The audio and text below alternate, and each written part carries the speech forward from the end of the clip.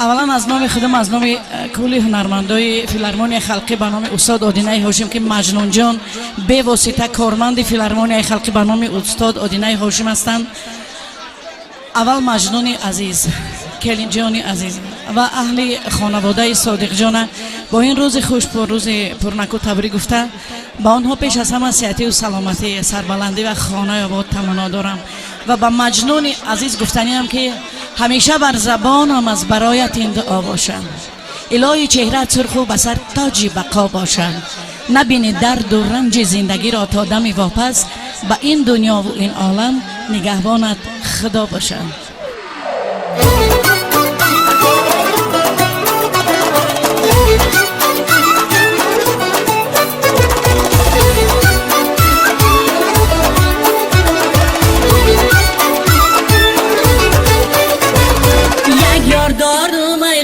کاش چشمکم بیانه چشم کشتیانه در دلکم لخچه علا جیگرم بریانه جیگرش بیانه در دلکم لخچه علا جیگرم بریانه جیگرش بیانه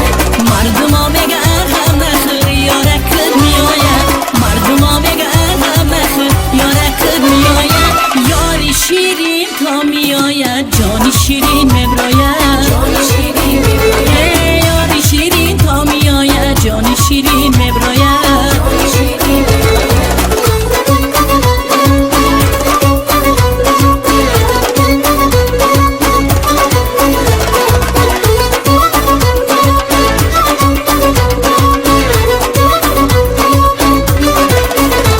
بشم تا بیای خداره دارم زاره